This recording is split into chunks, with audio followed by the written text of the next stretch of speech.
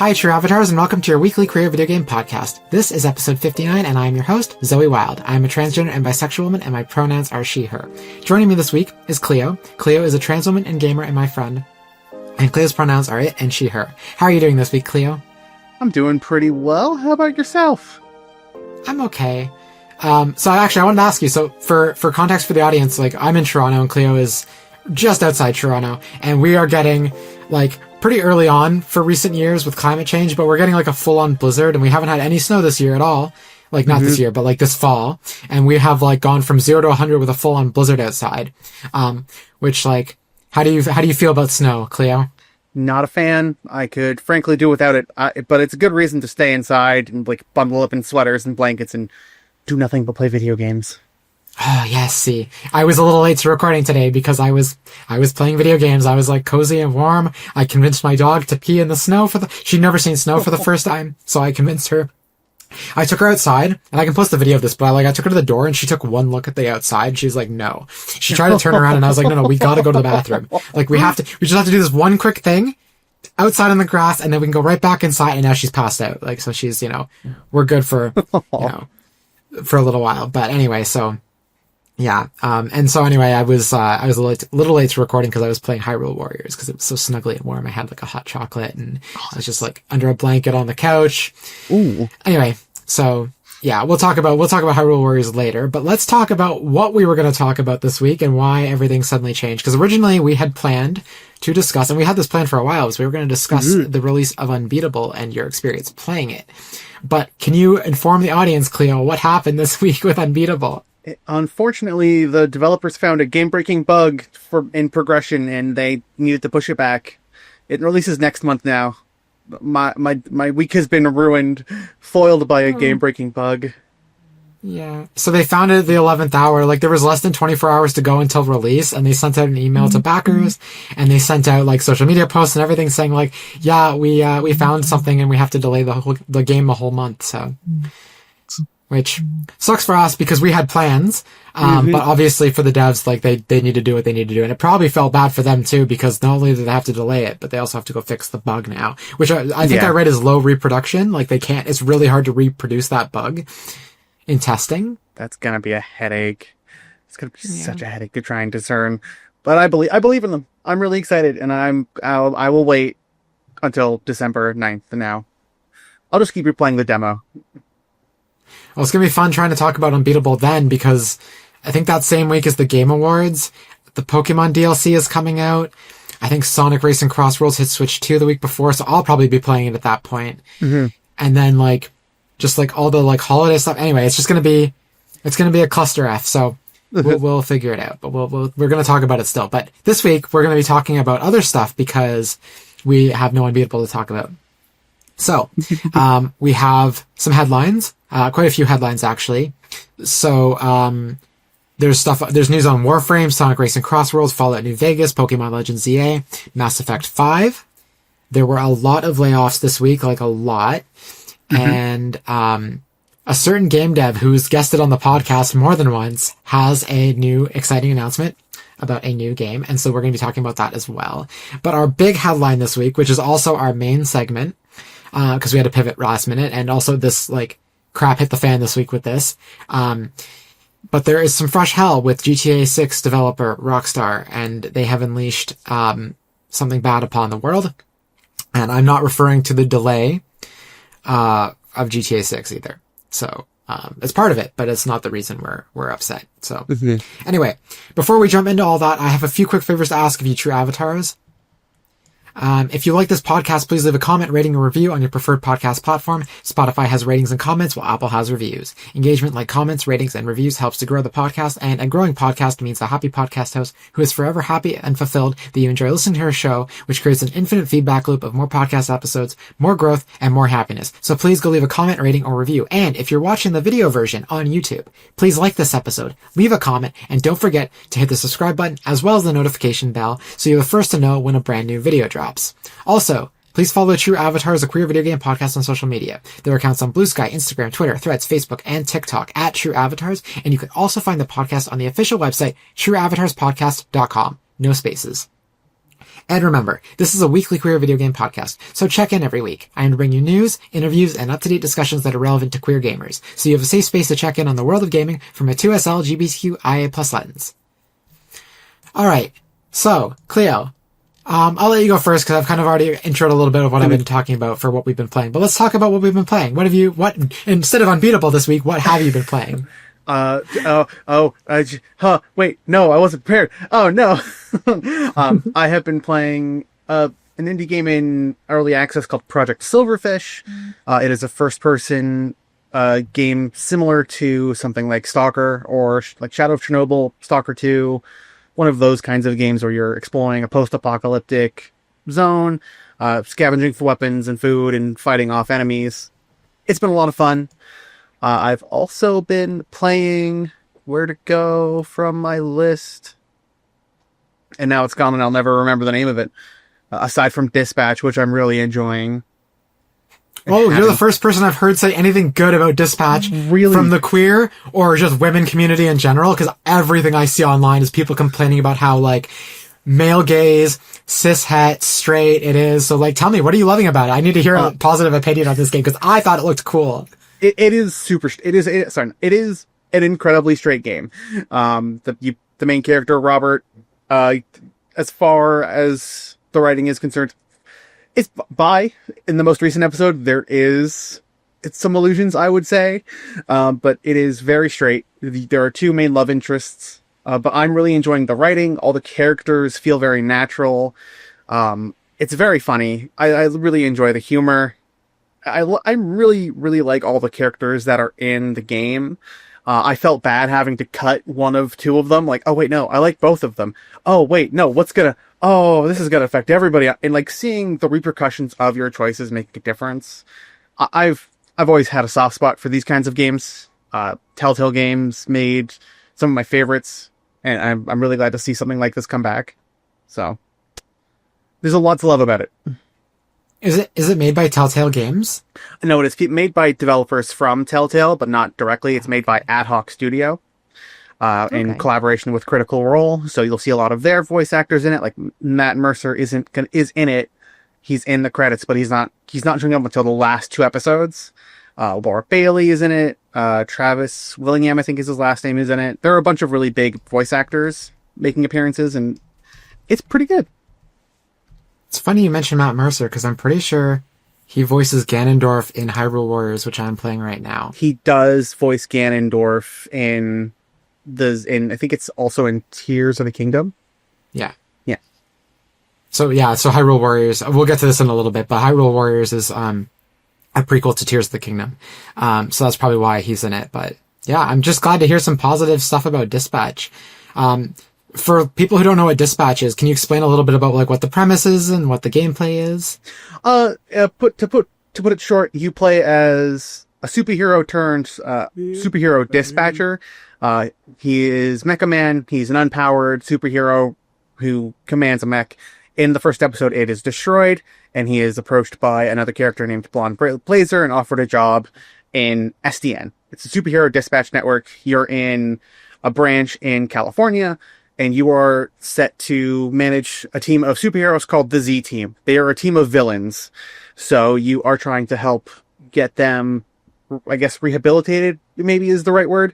And you are working with them, dispatching them to missions that fit their skill sets, grouping them together, and dealing with their individual quirks along the way.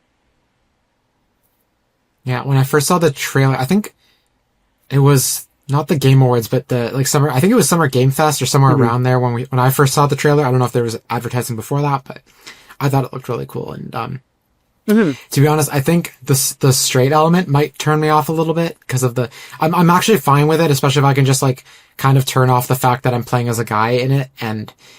But if it's got a male gaziness to it, like anything with a male gaze has been like, ever since I transitioned, I've hated it even more than I did before I transitioned. Didn't like it before, to be honest, but I don't like it now. But, hearing some positive, opinions on it is nice because like literally everything I've heard from like on Our Gamers, which is like a lot of gay men on there, lesbian gamers on that subreddit, lots of stuff on Twitter and Blue Sky. I think our trans gamers also, like, everyone in the queer community has just been crapping on this game.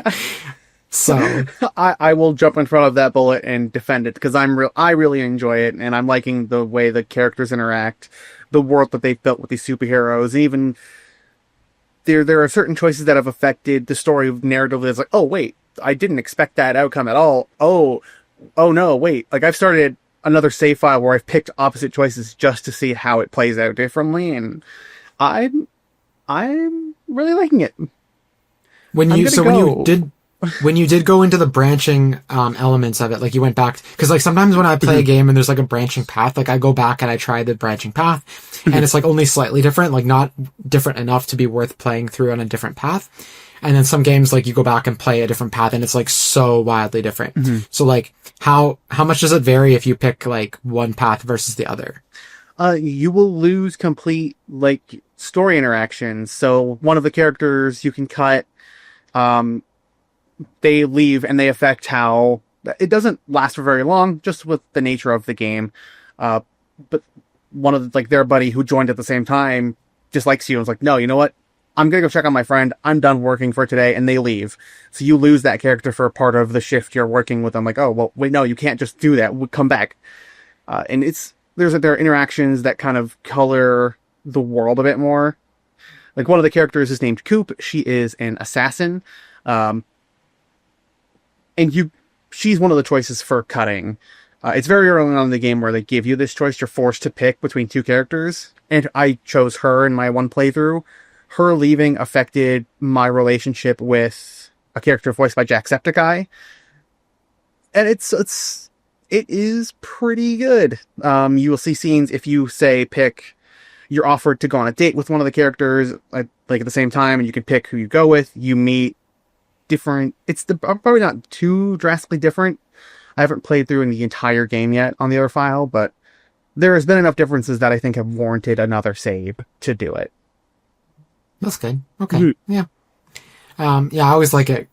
There's a couple games I don't want to like. I think they're fun games, but like Until Dawn and The Quarry, like they're like things you can do, but like it's mostly like removing elements to make things a little bit more streamlined than it is like the story changes drastically. And I mean, I get it. Like I think I read when they were making The Quarry, like there was like the script was so long because of all the branching paths, and like especially when it's like not a visual novel and it's like 3D, and like there's a lot more.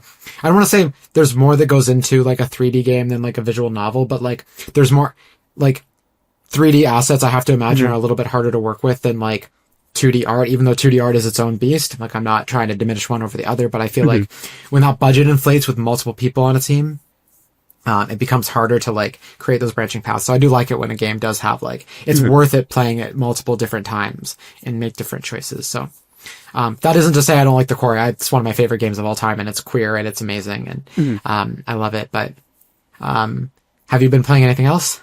Those have been my main ones. Where is my Steam? And can you repeat the names of those again for me? The first one was Project Silverfish, an early access game on Steam, and Dispatch. Those have been kind of my go-tos.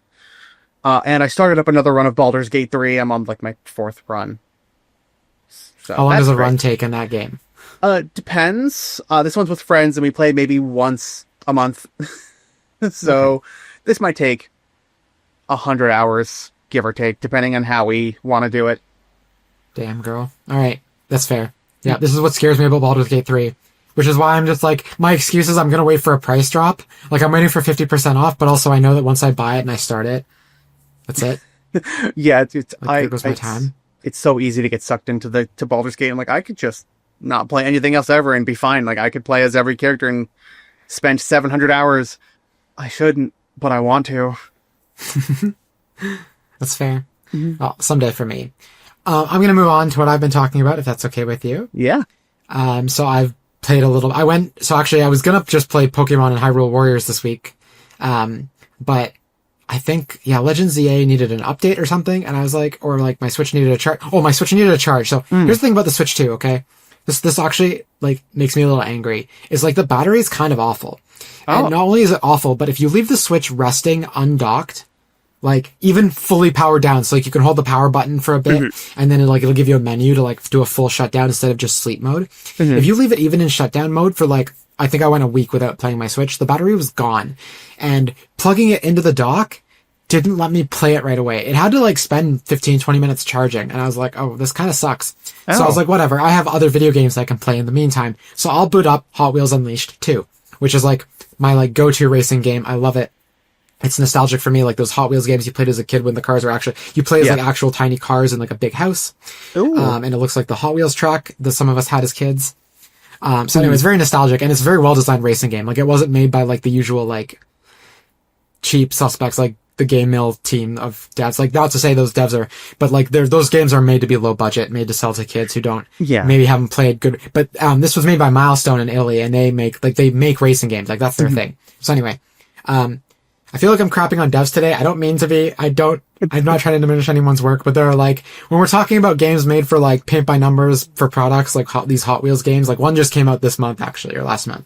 That's like very paint by numbers. But anyway, Hot Wheels Unleashed 2 is not paint by numbers. It's a very well designed racing game. But I was a little upset with the game because they added this really cool, Hot Wheels, Acceleracers DLC. If anyone remembers from like 20 years ago, Hot Wheels Highway 35 and Acceleracers were like these like animated movies they did that were like edgy and dark and like fun, and like they had like not real people, but like humans driving like life-size Hot Wheels cars. And like there was like aliens and portals and other dimensions and like racing tests and all kinds of like, it's really cool. Anyway, so the people that watch that growing up, like the kids that watch that, all they do when these Hot Wheels games come out is like, where's the Acceleracers content?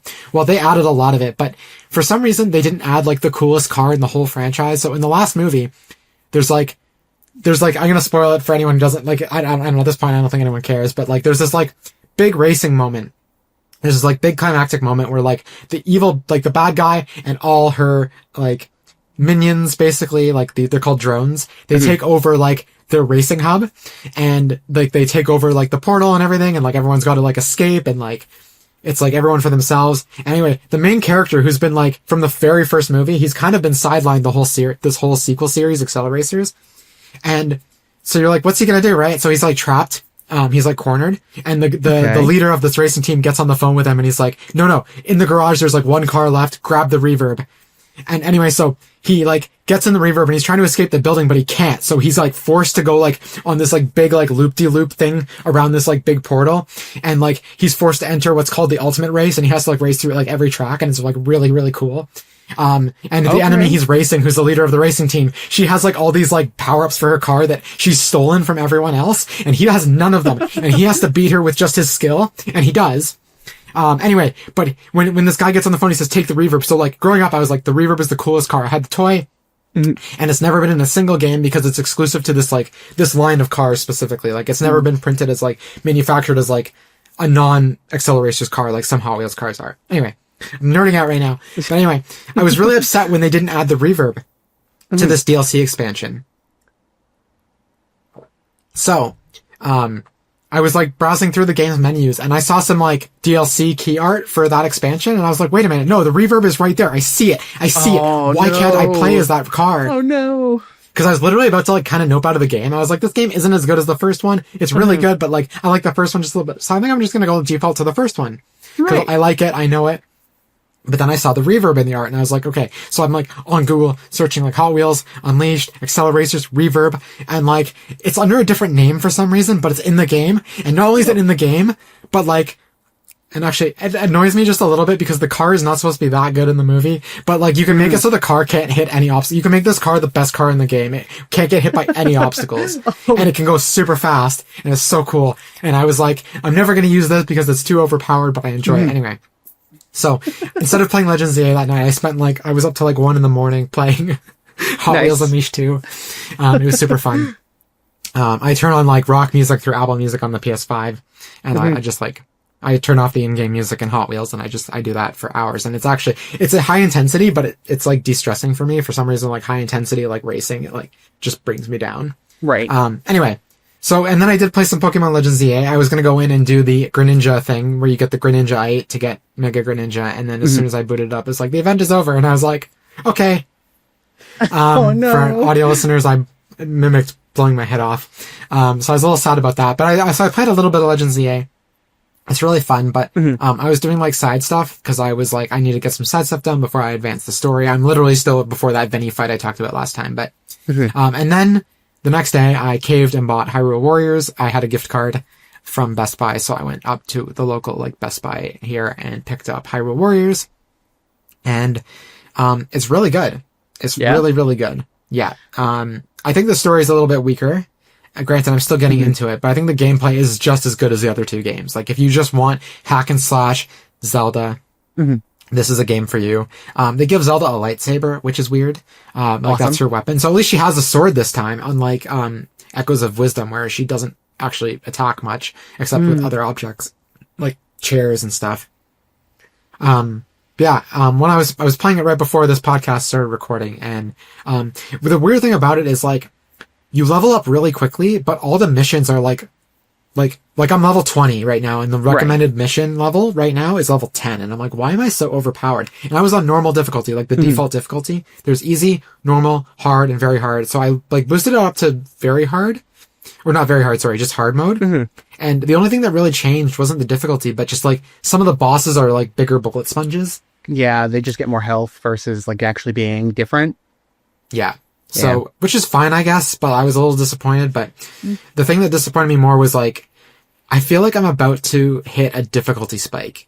Like, I feel like there's just gonna be a moment here where the game just, like, increases in difficulty, no matter which difficulty you're on. And literally right before, I was, like, trying to beat this one boss, because they introduced this one villain who's not in Tears of the Kingdom. And this game is a prequel to Tears of the Kingdom the way Age of Calamity is a prequel to Breath of the Wild. So, in Tears of the Kingdom, Zelda goes back in time to, like, the beginning of Hyrule, and she meets all her ancestors, and she fights Ganondorf for the first time. That's what this story is about. So, and in this game, there is, they find, this is very early on, but they find some, like, Zonai gear that we didn't see in Tears of the Kingdom that is, like, we don't know why it's dangerous, but, like, they're like, this is what killed all the Zonai back in the day, so we can't we can't, like, release these things, and of course Ganondorf finds these things. Anyway, so you're fighting the first one of those in this boss fight, and it's at the very end of a very hard, like, level, like, you're just, like, constant enemies, so you're just, like, slowly taking damage over the course of the thing, no matter how much I was dodging, like, I still took a little bit of damage, and then by the end of it, I was, like, out of health, I was out of, like, healing items, and I went into this boss battle with one heart, and I kept trying to restart, hoping I could do it, and I could not. So, anyway. Yeah. Are you focusing on, like, I know in Age of Calamity you could switch characters. Are you focusing on one? Are you swapping around a bunch? Well, right now the story pretty much lets you... There's only 3 characters that you can play as right now. There's Zelda, Mineru, and Rauru. So Rauru is the king from the Tears of the Kingdom, and Mineru is, like, the tech person in Zelda's time, like, when Zelda goes back in time. So, there is one other playable character who I won't spoil, but this person was only in one mission, like, at all. There's other characters that are aiding you, but you can't play as them. But for this one specific mission that I was stuck on, I literally can only play as King Rauru. You can't use anyone else. Like, you're literally just him. And he has, like, B tier, like, dudes in his infantry helping you out, but, like, you can't swap between even Zelda. Like, the story goes that, like, he's on a mission, and Zelda and Sonia and Mineru are, like, in different places in the world right now, and that's kind of Ganondorf's whole, like, shtick, is that he's, like, separated everyone. Minor spoilers, but, like, this is literally the beginning of the game. Like, I feel like the game is about to kick into gear. Okay. So, right before I got on the podcast, I, like, went and, like, powered up Rauru a little bit more. And you can also train to raise his level a little bit, although I feel like if I'm double the recommended level and I still can't beat this fight, like, that's a problem. So, maybe I decrease the difficulty. But anyway, if you really like just, like, hack and slashes, or you like Zelda, like, I think this is a great game. But if you don't like either of those things, like, you probably won't enjoy this. And I think Age of Calamity so far was just a little bit richer in the story department, despite it being non-canon. So hopefully that kind of kicks up. Like you said, I'm hoping that kind of kicks up and it gets more, not exciting, but hopefully it kicks more into gear. Yeah, me too. I mean, the gameplay is fun enough that I'm going to finish this regardless of how bad. The story could be absolute garbage or non-existent, and I would still play it because I just love these hack and slash, like, specifically Zelda. If they ever do a Mario or a Pokemon Warriors, that would be amazing. I would love to see like a Warriors game in the Pokemon universe. That'd be fun. Yeah, I don't know how they do it, if you would be a trainer controlling Pokemon, or if you'd be playing as a Pokemon. Like, story-wise, I don't know what the premise would be, but there are so many Pokemon that would work as, like, good, like, cannon fodder enemies. Like, defeat these 1,000 Raticates or whatever. Oh, no. So. Oh, no. Wait a While they're minute. hyper-fanging you. Oh, no. Anyway, so that is what we've been playing. So you said Silverfish. Oh my god, I already forgot the names. Project Silverfish. And Dispatch, yeah. And Dispatch. Okay, and then I talked about Hot Wheels Unleashed 2. Turbocharged is the subtitle, Pokemon Legends ZA, and Hyrule Warriors Age of Imprisonment, which is, I think, the first time I actually mentioned the full title, but it's this week's. If you look up new Hyrule Warriors game on Switch 2, it's the only one. So, and it does run, I should mention quickly, it does run 60 FPS. It runs a lot better than the first game, which is only, or the second game, which is Age of Calamity, which is 30 FPS, barely. That's even better. Yeah.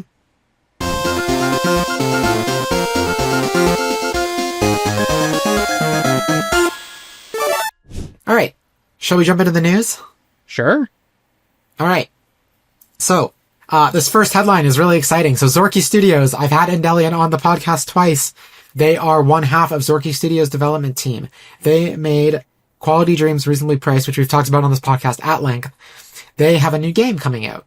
Well, it's in development. We don't know when it's coming out, but, if you want to check out the episodes where we have, sorry, I'm just checking out the Blizzard, it got worse. Oh, no. If you go back to episodes 28 or 51, or 28 and 51, that's when we've interviewed, Endelian.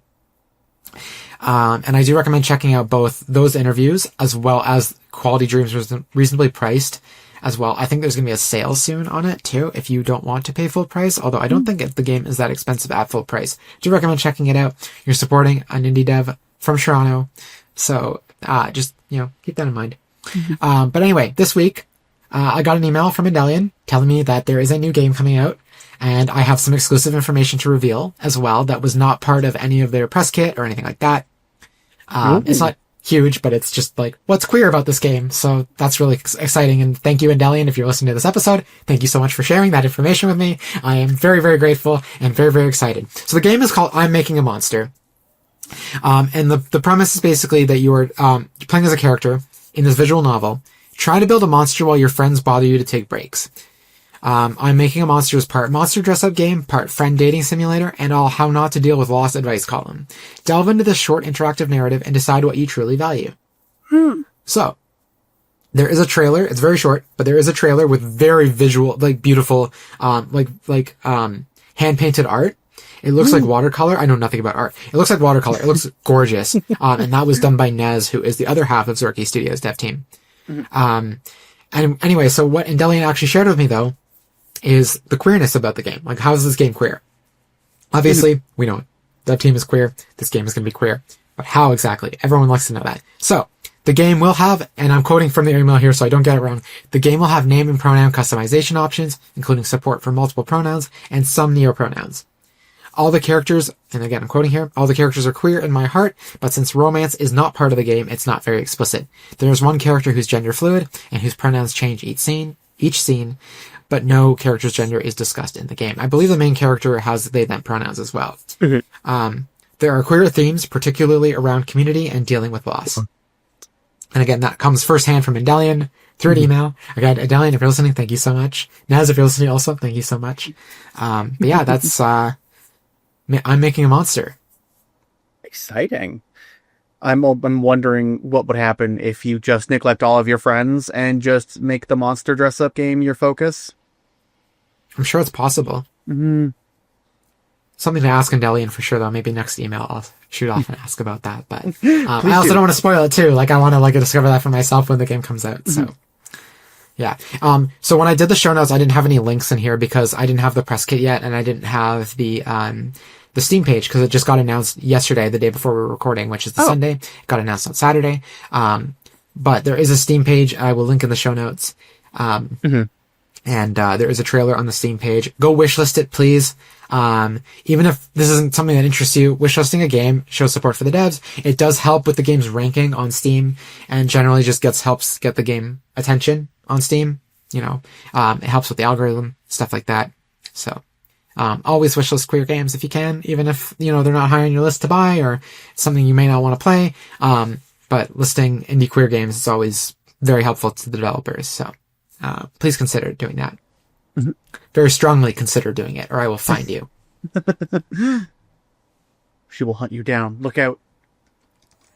Oh I no! will. Wait a Actually, minute. though. I'll hunt Cleo down specifically. What? Okay, wait. What? Hold on a minute. Okay, I'm going to introduce this news, Cleo, and explain a little bit about it, but then I'm going to let you kind of take the lead on this, because I do not play I have not played Mass Effect. I did receive the Steam key for Legendary Edition as a gift, I think last Christmas, actually, but I have not had a chance to play it, because I have been playing a lot of other games this year. There are too many games. I just want to make it clear that, like, we got to slow down a little bit, because I can't keep up as a podcast host, so I'm just gonna need everyone to delay their game to 2026 for me, please, and also communicate with each other and figure out, like, week to week which games are releasing, because if you release 2 in 1 week, like, that's over for me. I can't do it. That's too many games. That's too many. Yeah. Anyway, so Mass Effect has some news, though. N7 Day was this week. Cleo, can you explain to me what is N7 Day? It is, well, November 7th, N7. It's one of the main groups in Mass Effect. I think it's the Spectre group, if I'm not mistaken. It's been a minute since I've thought about a lot of the smaller details of the Mass Effect universe. But every November 7th, it is treated as like a celebration of Mass Effect and the world that BioWare built. So that usually comes with announcements, trailers. I think usually it comes with a bevy of merch and other things as well. Okay. Well, there was no trailer or anything like that this week. However, we did get 2 pieces of news. 1 piece of news on the TV show and 1 piece of news on Mass Effect 5. Although they didn't refer to it as 5 in their blog. I think they just said the next Mass Effect. So it probably won't be called 5. It'll probably be called Mass Effect Andromeda 2. No, I'm kidding. It won't be called Andromeda 2. I have to leave. No, you know what? I'm done. I like Andromeda, but I'm going. That's no thanks. Okay. So, let's start with the TV show. And I'm joking, it's not called Andromeda 2. For anyone listening and taking me seriously, I tweeted something else not related to this podcast on my main Twitter account, and some people took me seriously. And I'm like, most of the time, if it sounds a little bit too bad to be true, I'm probably joking.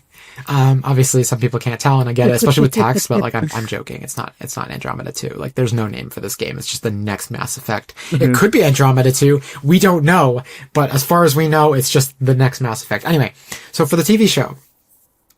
We learned that it is an original story set in the same timeline as the games, taking place after the original trilogy.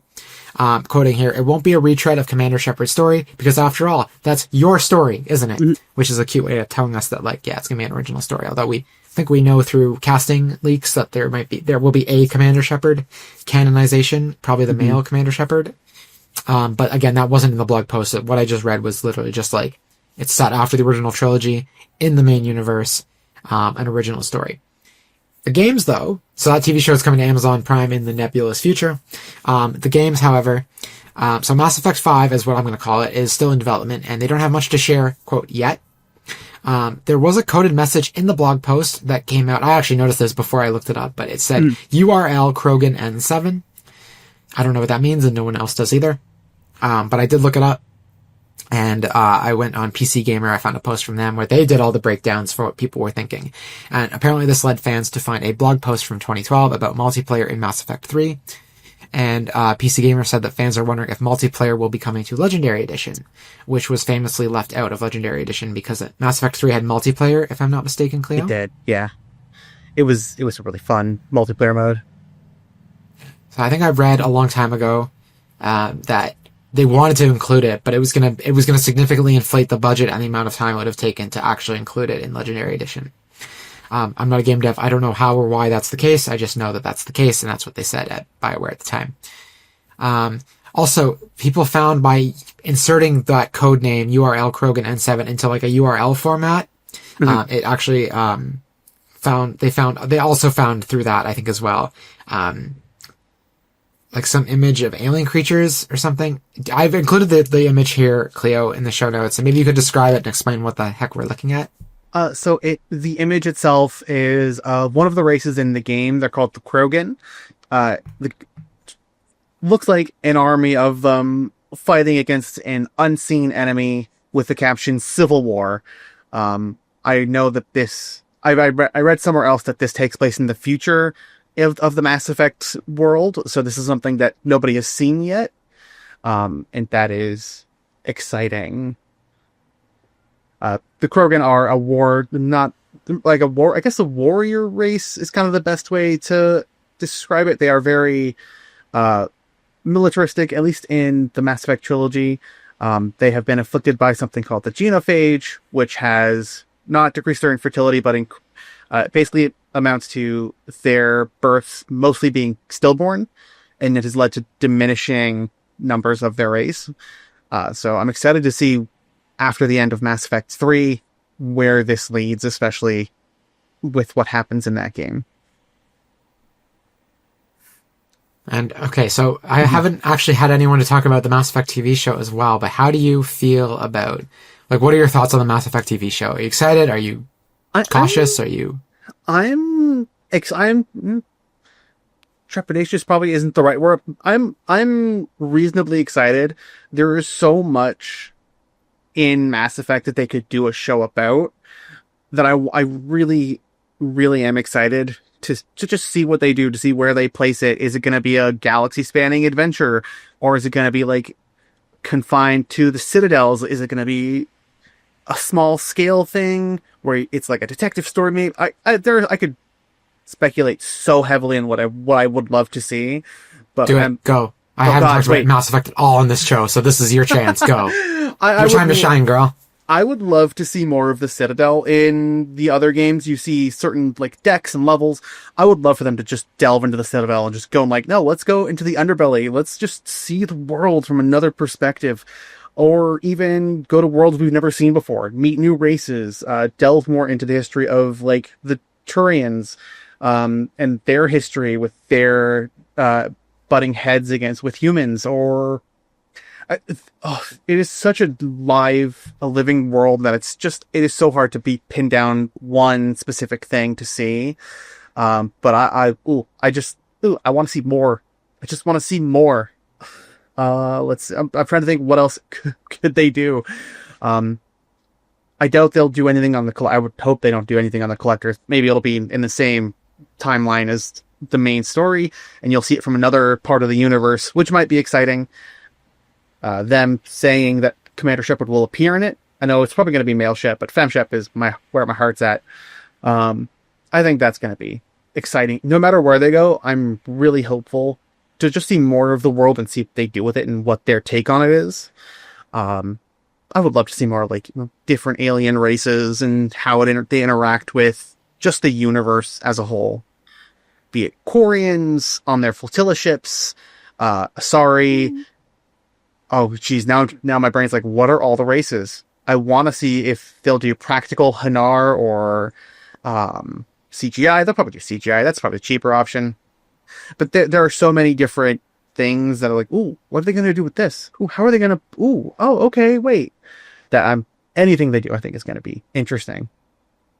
If you were in charge of making the Mass Effect TV show, what's your logline? What's your pitch? Like, what's the show? What is the show? Oh, jeez. Oh, wait, no, I wasn't prepared.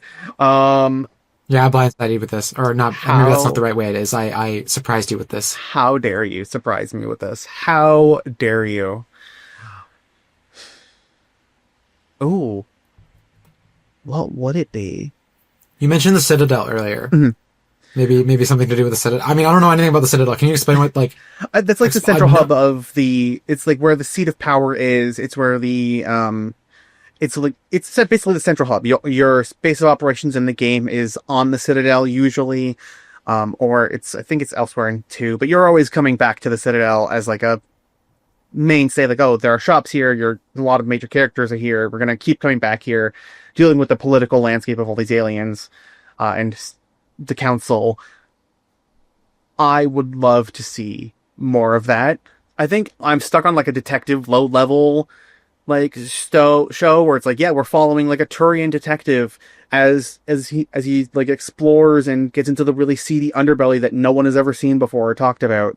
Like, ooh, yeah, give me mysteries, give me murder mysteries on the Citadel. Like, yeah, I want that. I would love that. Well, I would definitely prefer Mass Effect to become a murder mystery over Pokemon again, so that would be great. All right, let's move on to a couple of quick pieces of news here. Sonic Racing CrossWorlds is getting an official Nintendo Switch 2 edition on December 4th. We knew it was coming. Now we have the exact release date. And the physical release is coming next year as well. It's going to be complete on cartridge because it is a Switch 2 edition, which means it is not a full Nintendo Switch 2 port. It is a patch that makes it Nintendo Switch 2 compatible, like Tears of the Kingdom, Breath of the Wild. If you own the Switch 1 version, the upgrade pack is $10, which means it'll probably be about $15 Canadian, roughly, maybe $14 Canadian if they're being really generous, but probably 15. And the upgrade pack is going to be 50% off, so 50% off from December 4th to December 10th. So the first week after it releases, you can get the upgrade pack. So if you already have the Switch 1 version and you want that upgrade pack, it's probably going to be like $5, $7.50 Canadian, which is pretty good. If you want just a little performance patch, I mean, it'd be great if it was free, but obviously 50% off is really good too. Cleo, any quick thoughts on Sonic Racing CrossWorlds before we move on? I haven't played it yet. I really want to. I liked Sonic Racing Transformed a whole bunch. I really enjoyed it. I might pick this up if it goes on sale and probably play the heck out of it. Well, it definitely, most certainly will go on sale because Sonic games seem to drop before the holidays all the time. I'm waiting for the Switch 2 version, like the physical, maybe. I haven't decided if I'm going to get the digital or not. But I would like the physical, and it'll probably be 50% off by like March, if I had to guess. So that's probably when I'll be playing it. But yeah, if you liked any of the Sonic racing games before this, like I've played this one and it's pretty solid, like it's pretty classic, like kart racing goodness. Okay. If I had to rank them, I would probably, like, I almost don't want to rank Mario Kart World because I still don't know how I feel about that game, but I would put Racing CrossWorlds really, really close to Mario Kart 8, and I'm not a big fan of Crash Team Racing. Right. I like it conceptually, I like all the characters, but something about the way the kart feels to play, like the racing feels, it's just, I can't get into it. For That's racing games, like I could play the weirdest racing game if it feels good to play. Right. And the best looking racing games that don't feel good, like I can't get into them. You have to have a very specific way of controlling, but yeah, I think you'll enjoy this. I think you're going to enjoy it. And I think there's a demo as well, maybe? If you're on the fence too. I'll look into it and see how it goes. Also, so next up here we have Warframe is getting a Switch 2 port as well. We've known this is coming for a while, and we still don't have a firm date, but it's now confirmed for sometime in 2026, and the devs said as early as we possibly can in the new year. And they said it also seems to be, or Nintendo Life rather, said it seems to be running very well. They played a sample of it, so they don't have a date because they're just like hurtling towards whenever it's gonna, like, to finishing it, so. That's exciting. Also, yeah. Just gonna move on here too, because there's like a lot of like small headlines here. Fallout New Vegas 2 is not happening. Sorry. I know that's tough news to hear. I'm gonna need all the true avatars that want Fallout New Vegas to sit down, take a deep breath, put your head between your legs, deep breaths. If you need like a little baggie to help breathe, like get one of those. But yeah, the devs came out and said this week that they know fans want another Fallout New Vegas game, but they are too busy making the new IPs that they want to make. I think it's Obsidian that makes those games, but I want to ask you, Cleo, and I want to ask all the true avatars listening or watching this, on a scale of 1 to 10, how soul-crushing is this news for all of you New Vegas fans and enjoyers out there? To not get a proper Fallout New Vegas 2 is I'd say it's like a 12 out of 10, but I know that they're doing their own stuff with the Outer Worlds franchise. And that, I feel like, takes a lot from New Vegas and just gives it a fresh coat of paint. Like, it brings new life to this style of game. And I'm glad they're doing what they want to do, and they should keep it up, because I really like the Outer Wilds. Not Outer Wilds, Outer Worlds. Outer Worlds. It gets confusing when there's two games that came out exactly the same time with exactly very similar names. And they're both well received, too. Yeah, they're both really good. Outer Wilds is one of my favorite games of that year, if not my favorite game. It's up there of my favorite game of all time. It is such an incredible game. Anyway, yes, Outer Worlds is great. Also a queer game, too. It's funny that Obsidian keeps making queer games. Okay, there was some Pokemon news this week. Legends EA, the DLC, we've known that it's coming for a little while, that there's going to be a DLC expansion. It's coming a lot sooner than expected. I predicted Pokemon Day next year, which is February 27th. It's actually coming out on December 10th, which is exciting. This bolsters another theory I have about Pokemon Pokopia, but we're going to come back to that later. The details, though. With the power of a Pokemon called Hoopa, you will jump through portals to an alternate version of Lumiose City, which is the main place where Legends EA takes place, to battle Pokemon that are all above level 100 for the first time in series history that isn't a glitch through Missing Note and Pokemon Red. So like I saw Pokemon up to like level 160, I think, in the trailer. I have a theory that the final boss will be a level 200 Mega Rayquaza, because they're going to add the rest of the... I think they've confirmed that, they showed like a hint that, Groudon and Kyogre are going to be in with their primal reversions, which are kind of like Mega Evolution. So I think Rayquaza will also be in it. That's not confirmed. But if I had to guess, the final boss, whoever it is, whether that's Hoopa Unbound or if that's Rayquaza, will be level 200. And they revealed Mega Chimecho and Mega Baxcalibur, which is really exciting because Baxcalibur is a Gen 9 Pokemon, which is really, really recent. And Game Freak has never, ever in the same gen given something a new form that in that same way. That's part of a different game in that generation. So, like, obviously in Gen 7 and Ultra Sun and Ultra Moon, we got a new Lycanroc form. And that was, like, the same gen. But that was also, like, an enhanced version of the previous game. But, like, we've never seen it where, like, I don't know. I can't explain it, but this is very different. Like, they've never done this before. Okay. Usually they wait another gen before giving something like a new evolution or a new, like, thing. Anyway, and they also said that more Mega Evolutions will be revealed on November 19th. Which is 10 days from the time of recording, 8 days from the time this releases. Sorry, Cleo, what were you saying? Oh, no, I said that's exciting. I agree. And I really like Mega Chimecho, even though I really wanted Chimecho to get an evolution. So, Pokemon Pokopia, which is the Ditto game that is like Dragon Quest Builders. It's kind of like Minecraft meets Animal Crossing a little bit. Pre-orders are supposed to start this week, according to the Pokemon's press website. And we've known for a while that pre-orders are supposed to start this week on this game. And Nintendo and the Pokemon Company generally don't list something for pre-order unless it has a release date or some kind of like content you can get. I think that's only in the solution in the case of Mega Dimensions DLC. But for full games, Nintendo only puts pre-orders up when there's a game like a release date confirmed. So I think we're going to get a release date, and I think having a release date means the game is going to come out very soon. So I think Pokemon Pokopia is going to come out either the week of Pokemon Day or the week after. And I think it will be either February 26th or March 5th. But that is my prediction, is that this week we're going to find out, and it's going to be one of those 2 dates, because those are the Thursdays around Pokemon Day. Cleo, is Pokemon Pokopia, do you know anything about it, and are you going to play it? I know very little about it, but I love Animal Crossing, and if it is anything like that, if I get my hands on it, I will not put it down. Probably. So, probably. That's fair.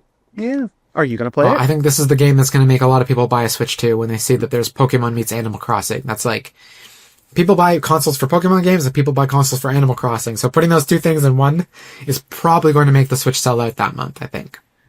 This might push, depending on what I hear about it, it might push me over the edge in considering buying one. And sorry, I should clarify, a Switch 2, not a Switch. I keep saying Switch, but it's a Switch 2 at this point. Okay, we gotta move on though, because we have some this is the part of the podcast where we go into the bad news. So anyone listening, if you don't like bad news, this is the part to tune out, I guess, but, I'm very sorry, but there was some bad news this week. So there was a bunch of layoffs. So 2 NetEase studios closed this week and 1 reopened, and all of this comes from VGC, but Fantastic Pixel Castle is closing. They were founded in 2023, and I'm quoting here from the article, to create a modernized fantasy MMORPG codenamed Ghost. Fantastic Pixel Castle will close its doors on November 17th, Street wrote on LinkedIn. While there is a chance we can secure funding after that date, it will depend on how much of the team remains. While we'd love to make our game, our first priority is to help our developers find employment, whether that's at indie studio Fantastic Pixel Castle 2.0, or at many of the other fine and hopefully stable game and tech companies out there. Oh no, that's... Okay. At least they're trying to help everyone and their staff land on their feet, whereas most layoff companies that close or lay off people are just like, you're on your own. Yeah, that's really nice. That it is good that they're helping. Although I feel like that's kind of I would say that's the bare minimum, is helping them get situated in other positions. But when the bar is this low. Yeah, it's still very nice to see that they're doing that.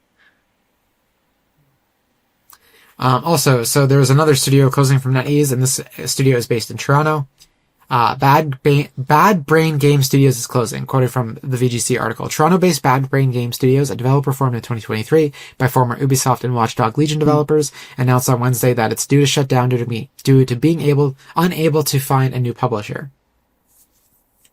And so this is disappointing because this is local to us.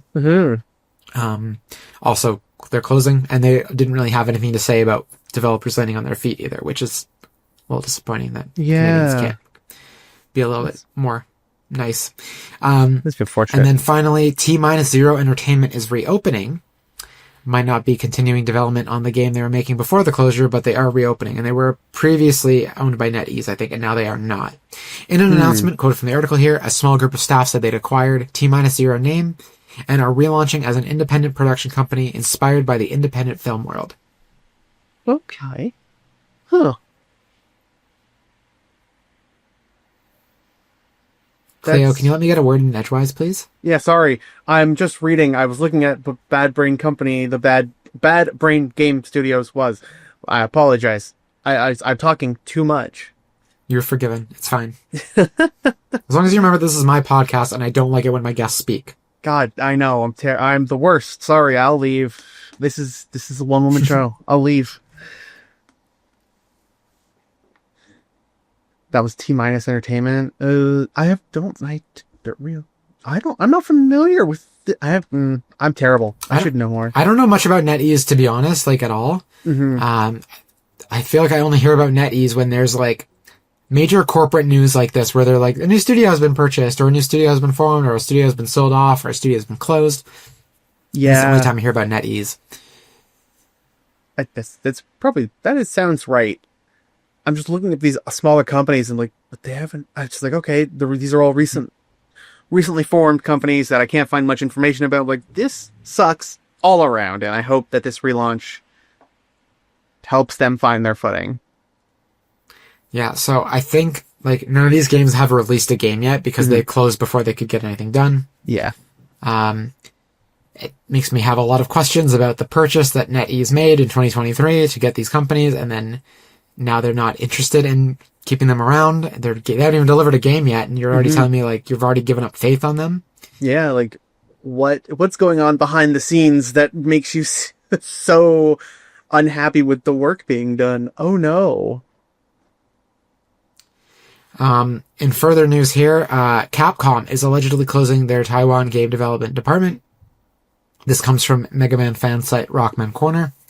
While Capcom has yet to make an official announcement, growing evidence suggests that Capcom Taiwan's internal game development division, the team behind Mega Man X Dive, is being dissolved. Several former Capcom Taiwan employees have taken to threads in recent days to announce their departures from the studio.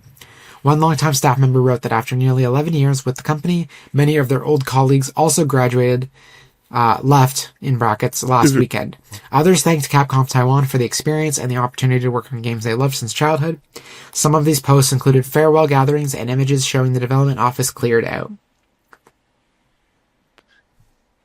Goodbye. They made a really good Mega Man game. I only played a little bit of it, but I really enjoyed X Dive. Yeah? Yeah.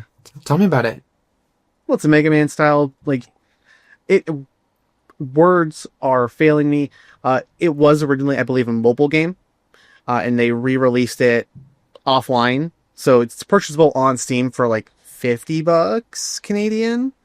So there are a lot of characters, a lot of stages. It's not bad. It's fun, classic Mega Man that you could that is definitely that was a mobile game, but I still enjoyed it.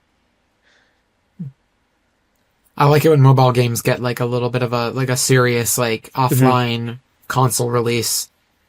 Cause like I actually have nothing against mobile games. I know a lot of people do. My problem with mobile games is that they are, fleeting and that there are a lot of like in-game transactions, which I don't like to do. I like to buy one thing, set it and forget it. Like, hey, I bought this game. Like, for example, like I found this on discount actually. This is Splatoon 3. I'm holding up a copy of Splatoon 3. I haven't cracked it open yet. I just got it. But anyway, like I bought it. Like I know I know there's DLC and other things you can get with it, but I bought this game. I know that everything on this cartridge I can play it and it's good to go, you know? So I like it when that happens. In fact, there is a Final Fantasy game on mobile as well that is basically a throwback to Final Fantasy V that I'm waiting to come to consoles. I hope it does because I've heard it's like really, really good. And then there's another sequel to that game that is a throwback to Chrono Trigger. And so I'm hoping that both of those will get some kind of console or PC release because it'd be cool to play it on phone too, but like there's no controller support. So if I'm going to play it on phone, I at least want a controller. No, absolutely. I get that. The one mobile game I'm still debating on purchasing is Pocket Camp, Animal Crossing. I played it when it was free, and they recently, I think it was last couple of years, they took the online services out of it, and it's an offline game fully. You pay for it, and you get all the content. I'm like, I might pay like $30 for that, because I would love to have that on the go again. So. Okay, I might be misremembering. But I feel like it was a limited time where you could get it. No, it was a limited time where you could get it free. For free, in between it shutting down and it becoming... yeah. Like, they gave you the offline version for free if you got it before it, like, officially launched as, like, an offline version. Yeah, now I'm just going to look it up right now on my phone. Animal Crossing. Pocket Camp. $24.99 Canadian on my phone. Okay. Maybe it'll go on sale, too. Yeah, maybe. Hopefully. I'll pick it up. Because I do want to play more. I do want to play that again. That's fair.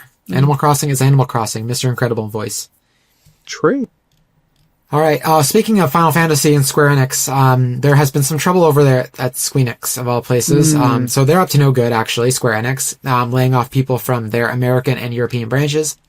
Quote, in a video call to, and this comes from VGC, in a video call to staff outside its home country of Japan, including those based in Europe and America, Square Enix president Takashi Kiryu said the company was implementing, quote, overseas structural reform, unquote, to create a more lean and agile business abroad.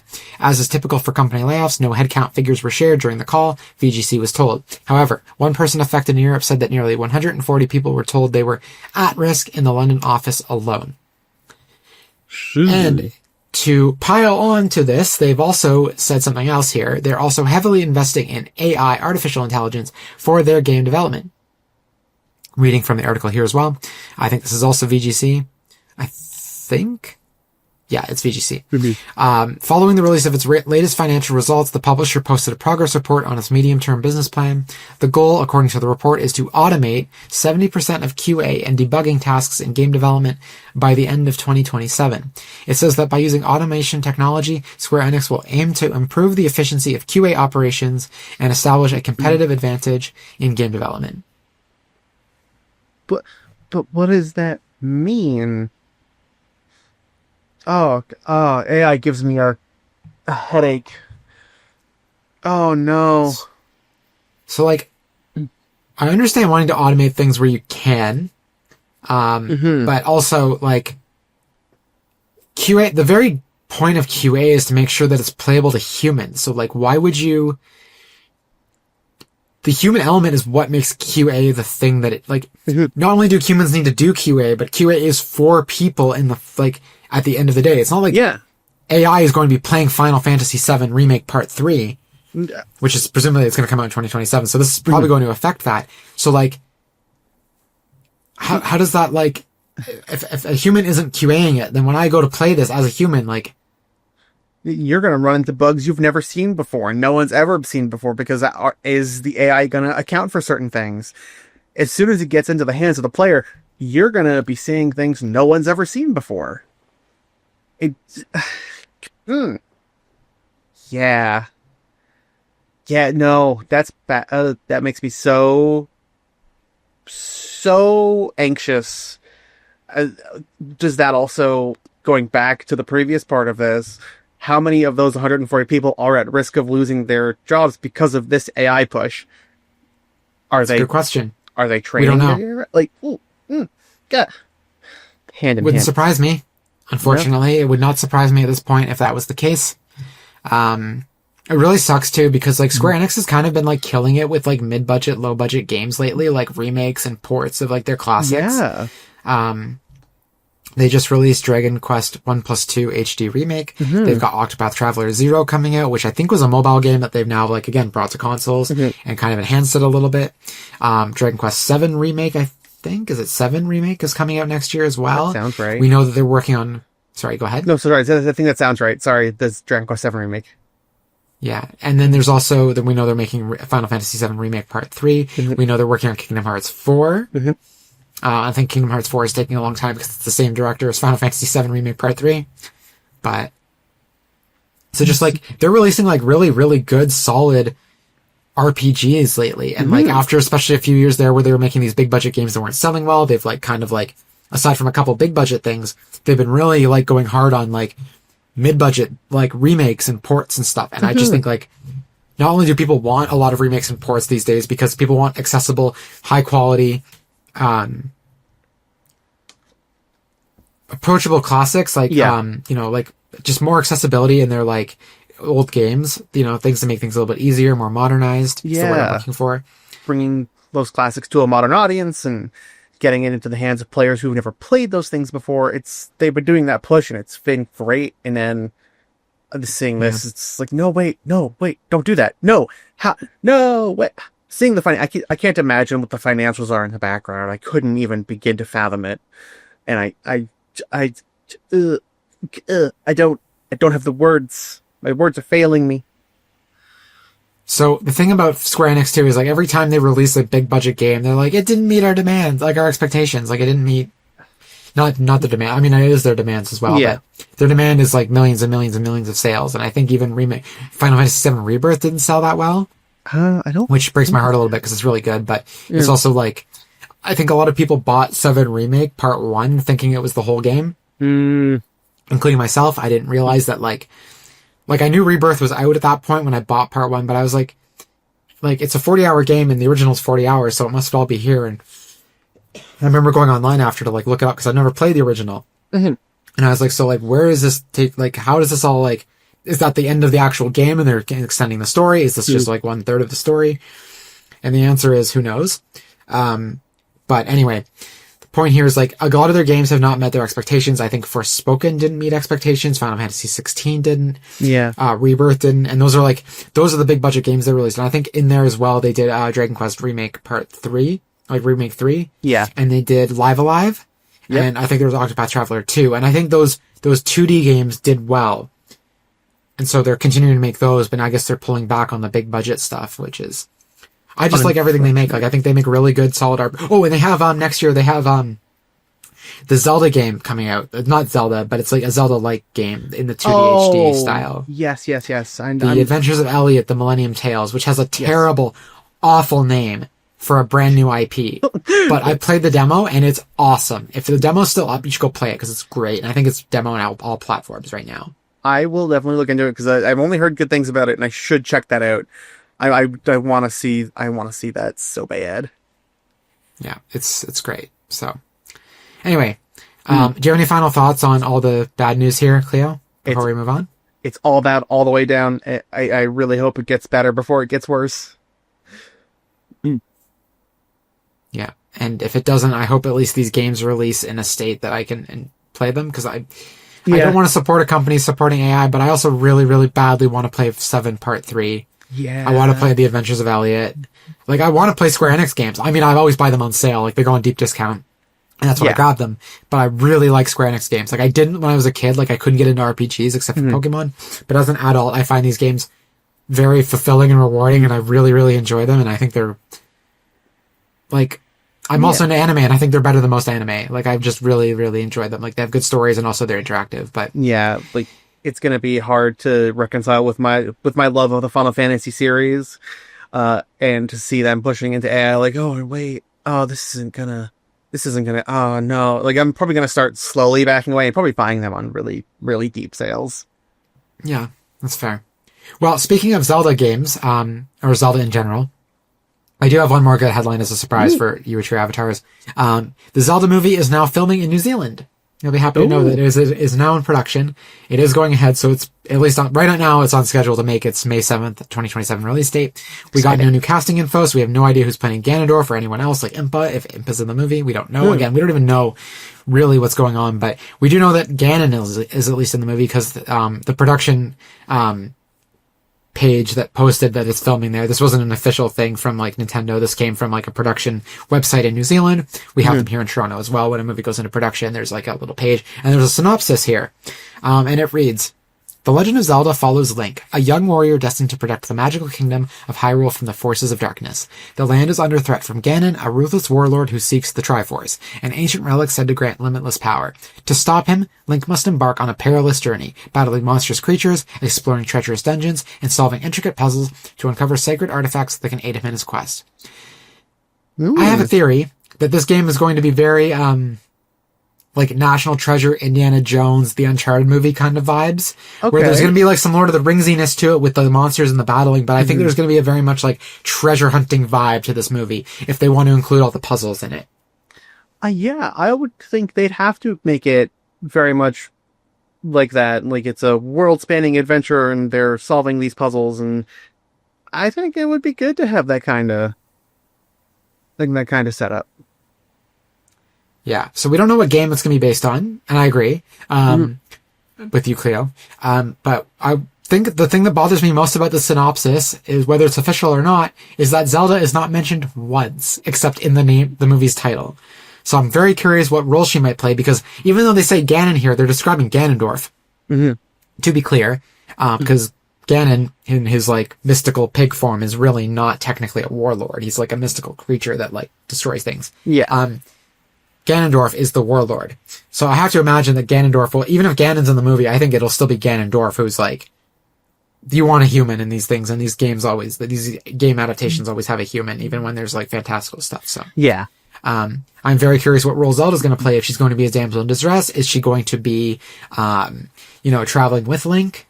I'm almost worried that they're going to follow a similar outline to the Mario movie, where it's like kind of a bit of both, and like Peach is cool, but she really doesn't do anything. Yeah. So I really do hope Zelda gets more of a role, because I really, really love the role they gave her in Tears of the Kingdom.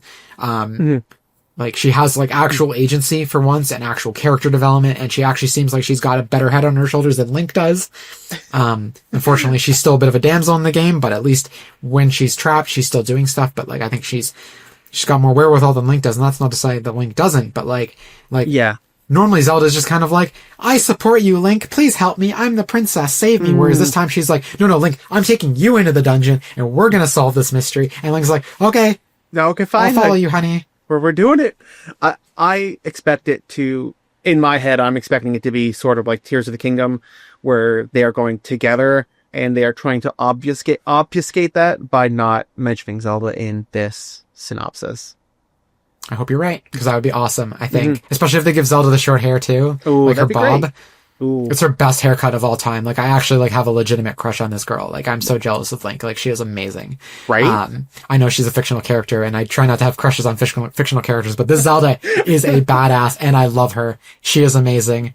And I also loved all the little clues in Tears of the Kingdom that they're clearly, like, not just together, Link and Zelda, but probably sleeping together, too. Oh, absolutely. Absolutely. They share a house, and there's only one bed. Like, and I'm not talking like sexually. I just mean like they're probably sleeping in the same bed, which is like really adorable. There's like so many memes on the internet too about like what the relationship is like, and I just love it. I live for it. It's so cute. Anyway, the Zelda movie is coming May 7th, 2027, and that is all of our news. Cleo, we're going to take a short break, and after this musical interlude, you and I are going to be back on to talk about Rockstar and all their fresh hell. Okay, great. Oh no. Oh, Rockstar.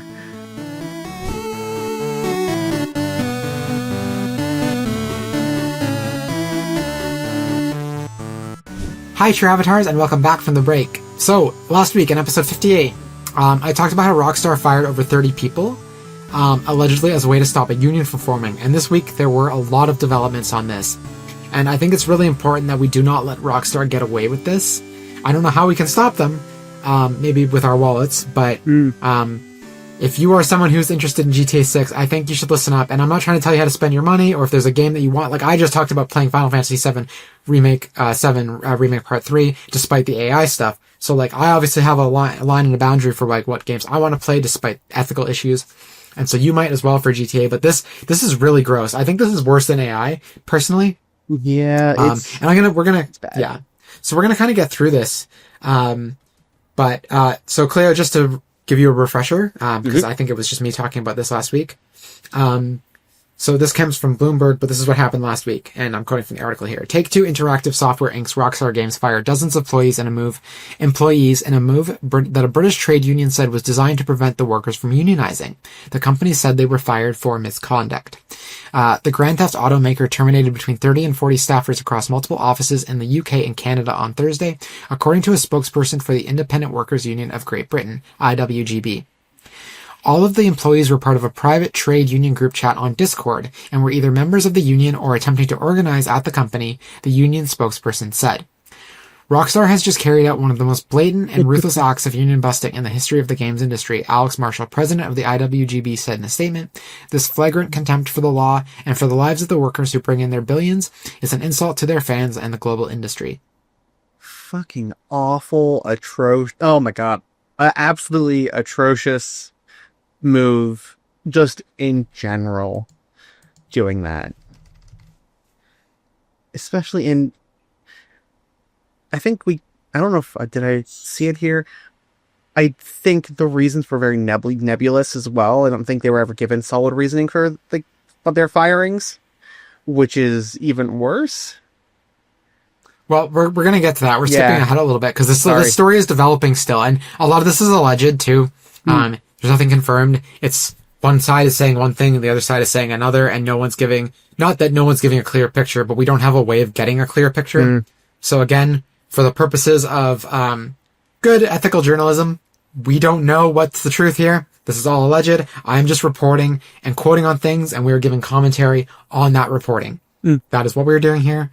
We are not claiming anything definitive, although I think if this is in any way true, and given that Take-Two and Rockstar are massive companies, I wouldn't not believe it.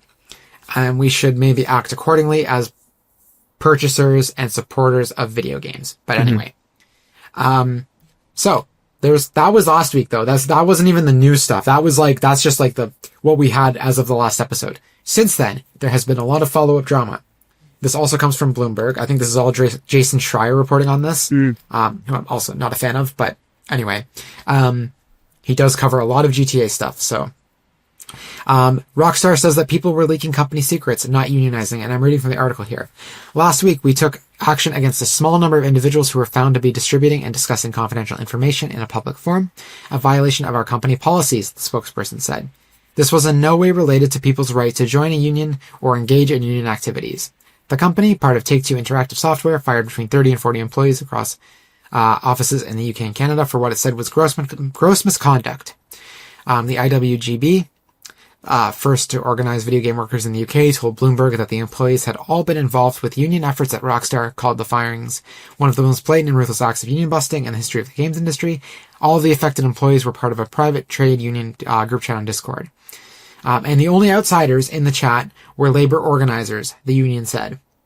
So, basically, to kind of sum it all up here, Rockstar is claiming that secrets were being leaked in a Discord, and apparently the only secrets that were being leaked were things related to organizing for labor, like labor organizing. Like, these are the conditions we work in here. Here's what we want how we want the conditions to change. So I guess technically speaking, there's an NDA that prevents you from talking about that too, but also in labor organization, in unionizing, that is the kind of information you need anyway. So it's gray area here. Yeah, it's because yeah. No, please. No, please. No, I was just gonna say, yeah, that's absolutely right. You kind of need to discuss that information in a way that everybody can see. Yeah. And you're not discussing it with the public. You're discussing it with labor organizers who, once you've unionized, are privy to that information anyway. Yeah. So, you can't unionize without that, and I think people should be able to unionize. Unfortunately, unionizing only works once the union has formed. If you're caught before then, it is not, as in my experience from everything I've heard about unions in all my education, all my experience working, is that if you're caught while unionizing, and I did have a friend help form a union at one place as well, and you have to be super secretive, you have to be very under the radar, you need code, you need to make sure you don't talk about it at work, and for the most part, as all the unions I know that have formed have done it all they've met for coffee and stuff like that. They've gone somewhere in another city where the people that you work for might not run into you, stuff like that. Yeah. So doing it in a Discord, while I get why in modern day it might have to happen, a Discord makes it risky, because if someone in that chat gets cold feet, or someone uses something that gets like accidentally copy and paste it, or someone sees something over someone's shoulder, or you leave a window open at work and someone clicks into that Discord chat, and so you go, oh wow, and then like it just takes one tiny mistake for union organizing to get revealed to the wrong person, and then suddenly those people forming the union are fired. And usually, again, the company's never going to admit, we don't want to stop unionizing. Like, they'll never admit that they fired you for unionizing. They'll find a different reason. But as you were saying, I think we're going to get into this later, Cleo, is that the reason that was given in the actual firings inside Rockstar was basically nothing. But we're going to get to that. So, again, it wasn't like they were in this Discord leaking GTA 6 secrets. They weren't talking about that. At most, I could see like, oh yeah, when the company had us develop this part of the game, there was crunch, right? Like, they wanted this asset in the game, and there was crunch. They probably did, and to be honest, game developers being who they are, and like heavy NDAs being what they are, I really doubt like they probably did their best to not reveal as much as they could while still giving enough information for the organizers at the union to understand what they need to do. Could I read a quote from that Bloomberg article? Yeah, go for it. I was just reading through it again, and this comes from Alex Marshall, president of the union, said in response to Rockstar's allegations that the game maker was afraid of hardworking staff privately discussing exercising their rights for a fairer workplace and a collective voice. It seems like that's something that my brain decided to, as soon as I started reading it, I had a direction in mind I was going to continue, and then my brain said, how about you just forget all of that? Because of course that's how my brain works. But that feels like a very common thread I have seen, and when it comes to union busting activities, is that companies are just afraid of that because they are exploiting their teams for crunching and like abusing them. And really it is hard to read about. I don't think I've ever heard of a single company that actually wants a union to form. I can't remember if it was like a Walmart in Montreal or in Quebec somewhere, or maybe, no, was it Amazon? I don't know, it was one of those companies. Like, there was an entire unionized, like one specific plant or store or whatever it was unionized. Like, they had fully unionized, had been for a little while, and then head office just shut down that entire part of the business because they couldn't fire everyone, but they can close the whole business and lay people off that way. And like, that's how far these companies will go to prevent unions from getting a foothold in their company. I think most recently that was Starbucks who did that. I know Amazon had. I'm not sure if it's still a thing. They might be part of it too. I know Starbucks for sure, I think, has closed down their unionized locations. Yeah. So, companies don't like it. I've never heard of a single company that, again, I said this before, but like, I've never known a single company to be happy that a union is forming. They might pretend, but like, for the most part, like, if you are listening to this and you want to form a union, be careful. Like, you should still do it. Like, I'm like fully in your corner. Like, you should not do it because you're scared, but you've got to be really careful. Again, I'm going to remind everyone that we are discussing alleged information here about Rockstar and these firings and everything. We only have secondhand information in articles from various people. And the only person we have from Rockstar specifically talking about this is also anonymous. So we do not know, even though it's verified, claimed to be verified, we just don't know for sure what's true, what's not. Again, it's all alleged. So, you were reading from their statement from the Bloomberg article. Yes. Cleo, but I have more of their statement here. And again, this is still whittled down a little bit, but IWGB Game Workers Union released a statement. Over 30 members, and I'm reading here, over 30 members of UK staff at Rockstar Games, developers of the Grand Theft Auto series, were fired on Thursday, 30th October, due to trade union activity. The staff, who were all part of a private trade union Discord channel and members of the IWGB, were dismissed in what the union argues constitutes unlawful and retaliatory dismissals. Organizers at the IWGB have reported that amongst the staff dismissed were those with visas sponsored by Rockstar and those with medical conditions who will lose access to their essential workplace healthcare schemes. That is even more scummy. Oh my goodness. Continuing here, Rockstar's Grand Theft Auto series is the most profitable video game franchise in the world. I know people talk about Pokemon being profitable, but the games aren't as profitable. Pokemon's profitable as a brand as a whole, but on first weekend of any Rockstar game launch, it's going to make $1 billion. Easy. It is the most profitable video game franchise in the world. More than Pokemon, more than COD, like Call of Duty, any of that.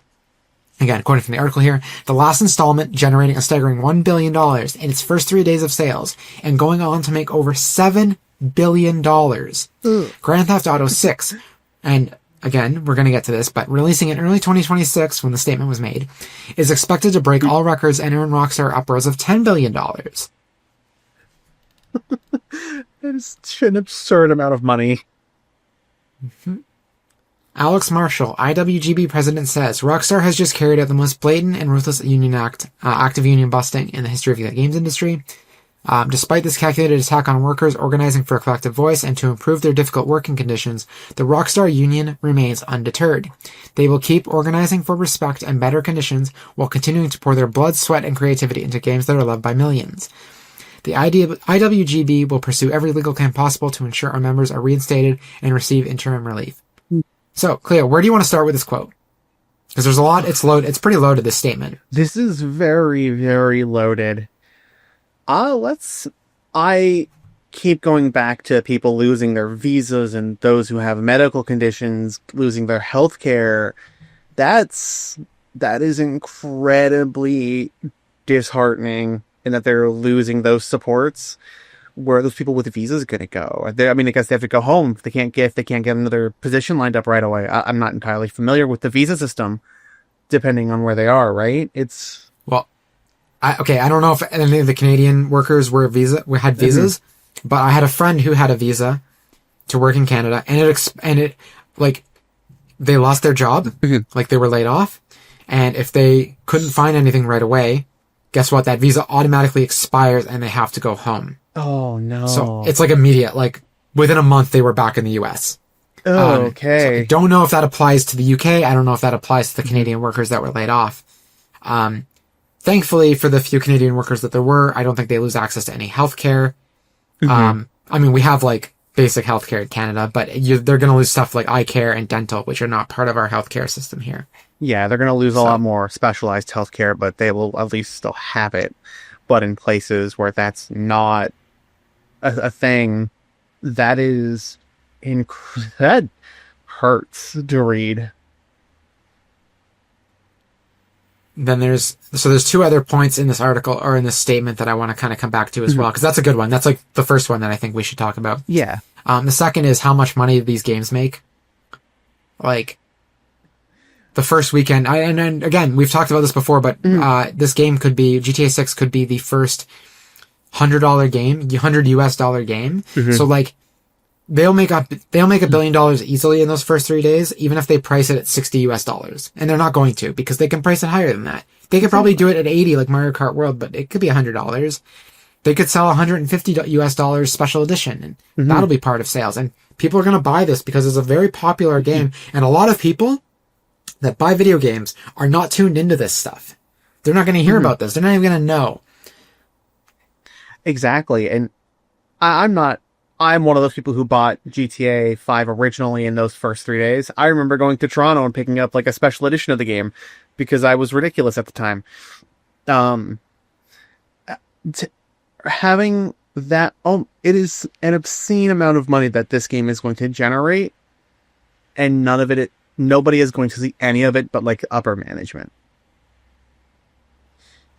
And so this is kind of something I just thought about, but you have to wonder if Rockstar was fully unionized, they wouldn't be able to have crunch, or they'd have to pay a lot of money to have crunch conditions. Yeah. And for anyone who doesn't know, crunch is when people are expected to meet deadlines that are very difficult to make. They're supposed to work longer hours into the night, generally less weekends off. Usually it comes with no extra pay. But anyway, you have to wonder that if Rockstar is so scared of this, and GTA 6 has been in development since 2018, when Red Dead Redemption 2 came out.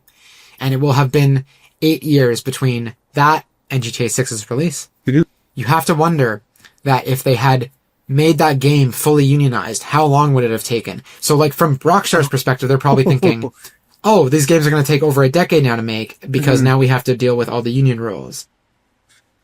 Oh, yeah. Ooh, no, this would be a much different time if it was a union game. Easily. Oh, no. And how many people do you think that aren't tuned into this and maybe aren't as pro-union as they should be? How many people do you think would hear, oh, a unionized GTA would take actually 12 years instead of 8? And people are thinking, well, GTA 7, I guess, is not coming out until 2040, let's say. How many people do you think would hear that if Rockstar came out and said that, would suddenly be on Rockstar's side? I truthfully believe a lot of gamers would immediately kind of flip to Rockstar's side because, like, oh no, that doesn't make any sense. Why would it take so long? And I think some people would swap to like, oh no, give these people time. As I hit my microphone, oh god, give these people time to make the game. I think a lot of gamers who are ignorant to that process and how it goes into it would be on Rockstar's side. Yeah. Which is unfortunate. Yeah. It really is. I really want people to just see like all the hard work that goes into it and like give these give them the time they need to really craft the experience they want, and like especially the quality that Rockstar expects. I think more time is better. Like, it's rough. So something that I did notice here in the statement as well, too, and this is my last point about this statement, and then we're going to move on to the real juicy stuff, because we've been talking about early 2026 for the release date, and I'm sure most people listening to this podcast already know where we're going with this, and they know what the news is. But they said they're going to keep organizing, which is great. But if they fired everyone in that Discord chat, this means the union people that were organizing this have to now find new people who are willing to stick their neck out to help to keep unionizing. And after this union busting, and people are like, oh, I don't want to lose my job, I don't want to lose my visa, I don't want to lose my healthcare. How many people are actually going to want to do that now if they're fearing for their job and their livelihood? I think we're going to get into it, but I know that they have over 200 people, I think, in talks for the union to get it, and I think that's over their threshold. I think it may be a struggle to like replenish their ranks, but I hope they can. I really hope that they'll be able to push it and really get the ball rolling on it. Well, this week, all this news hit, and then usually when something like this happens, someone, a company might be like, oh, we don't want you to think about this or talk about this because this is bad news for us. So we want you to talk about something good. Well, oh, excuse me. I'm so sorry. Rockstar came out and gave us more bad news, but very distracting bad news, because I think only Rockstar could get away with this, by the way, and distract people talking about a different negative thing. And that's that GTA 6 got delayed from May 26, 2026 to November 19th, 2026. So, in their blog post, they wrote, we are sorry for adding additional time to what we realize has been a long wait, but these extra months will allow us to finish the game with the level of polish you have come to expect and deserve. We want to thank you again for your patience and support. While the wait is a little longer, we are incredibly excited for players to experience the sprawling state of Leonida and return to modern day Vice City. I don't know how to pronounce any of these things, but go ahead. I'm wondering if they were always planning to do this delay, or if the firings forced their hand to. That's a good question. It is one I'm wondering myself, but yeah. Like, did they... Either way, it works out for them. Yeah. Sorry, go ahead. No, it's totally... No. It does work out for them, yeah. Because, like, any other company might be like, oh, here's a trailer for our game. Like, look how good this looks. Like, look at look at the dew on the beer glass or whatever. But Rockstar's just straight up said, like, hey, we've got more bad news for you now. That's all anyone is talking about. Yep. Like, I don't even know how many of the articles said, like, Rockstar also did this as the footnote in the article. Like, they laid off, they fired people for union, as an act of union busting. Nope. They're just like, hey, 6 months delay. Now, I personally, I figured this was coming. I think Rockstar games launching in the fall is normal. And also Rockstar games getting delayed a bunch of times is normal. Yeah. So I'm not surprised. So you mentioned, like, how much were they planning to play it? I think when the game got delayed to May 2026, I think I read something about someone from the dev team saying, like, we're not even sure we can make that. It's probably going to get delayed again. Oh. So, like, okay.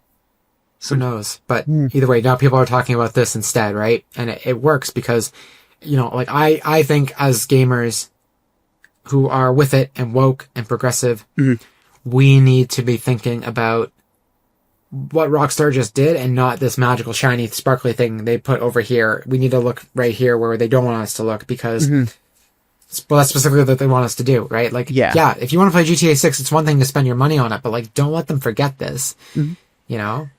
It's, yeah, we can't let them, they can't keep getting away with this. They can't. So there's one little more piece, not one little, it's another big piece of news here. And this is like the cherry on top of a crap sundae. Oh no, wait. But this really cements for me why we shouldn't let Rockstar forget this, because then GTA 6 got delayed, and then this person from claiming to be from Rockstar went on GTA forums, and which is a message board, like a classic style message board. Cool. And wrote this message, and I'm gonna read it in full here. Again, this person mentions asking to be verified by GTA forums mods.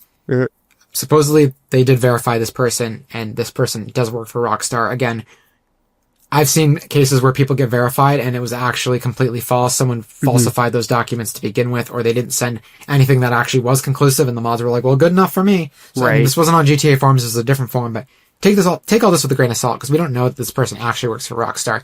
And a lot of the information they do bring up in here corroborates what we've already heard and isn't always new information.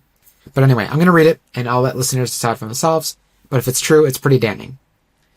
Hey, everyone. Rockstar employee of many years here. Understandably, I want to remain anonymous due to retaliation from the company, in capitalized there, but I may be willing to verify I'm an employee with @SpiderVice via DM if required.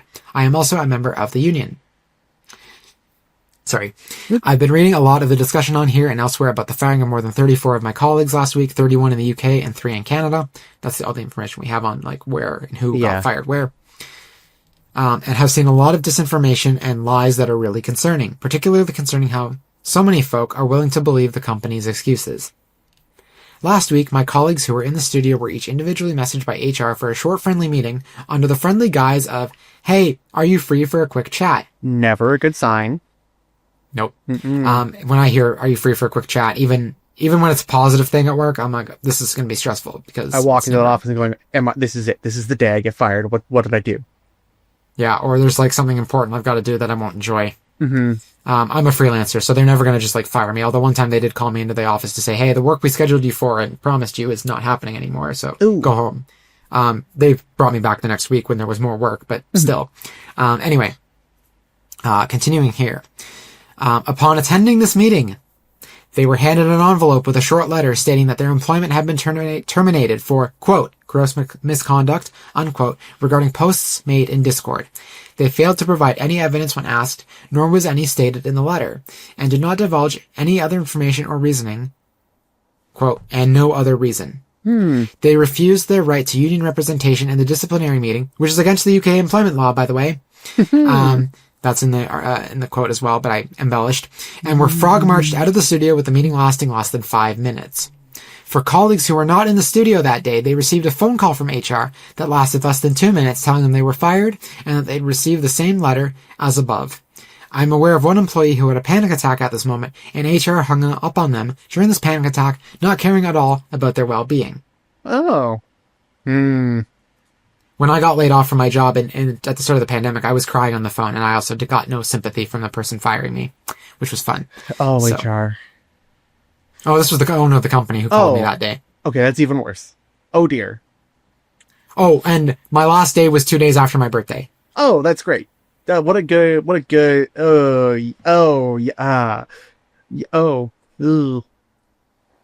But if I hadn't been let go from that job, I probably wouldn't have had my egg crack as soon. So I guess double-edged sword there.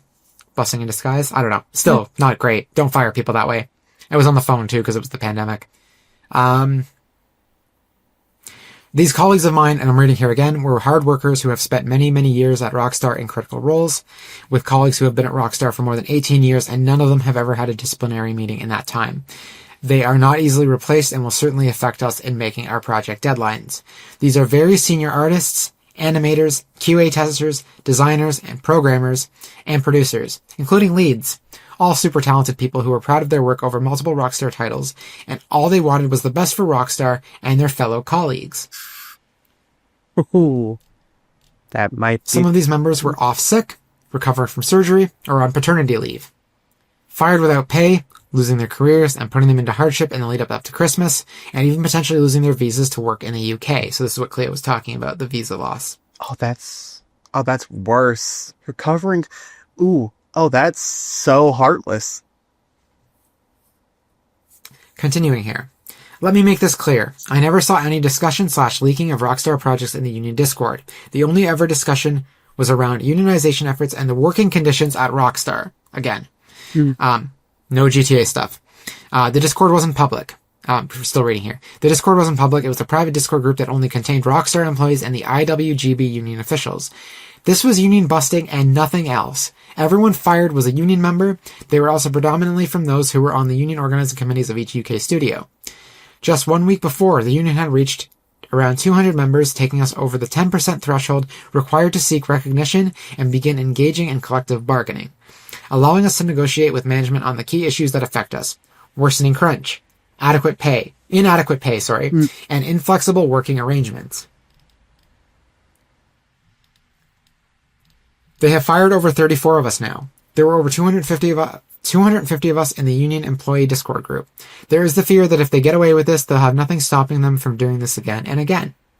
Those of us who are lucky and remain for now work in fear. Fearful when talking to each other at the tea prep, fearful that we're next in line and are easily got rid of, too scared to go outside the studio and talk to or even acknowledge our colleagues outside protesting in fear of reprisals. Morale in the studio is at rock bottom. When we should be excited about what's to come over the next year, we are now totally deflated, and our trust and confidence in others is totally shot. Yes. Which is the truly heartbreaking part. As for us in the union, all of our ambition was to make Rockstar a happier, fairer, and safer and more equitable place. That's all. What has happened clearly shows that we care more about the well-being of our colleagues at Rockstar than the company does. I'm not shocked about that part. No, it's not. That's not at all surprising. It's par for the course with any corporation. Exactly. Even small businesses. Sometimes. The union remains unbowed and is fighting to win the reinstatement of every dismissed member of staff at Rockstar through legal means and campaigning. This fight is critical. If Rockstar can get away with this, they will keep treating their workers with disdain, disrespect, and subjecting them to continued illegal treatment. This legal stuff, by the way, I have my doubts that this legal stuff will get followed through on because I really don't believe that modern governments give a crap about unions either. That tracks. That really does. In both the UK and Canada, they elected just left of center, prime ministers, basically. And so I don't believe that, especially here in Canada, Mark Carney, I don't, obviously law is at different levels of things, but I really don't think the government that can back all of this is going to care, because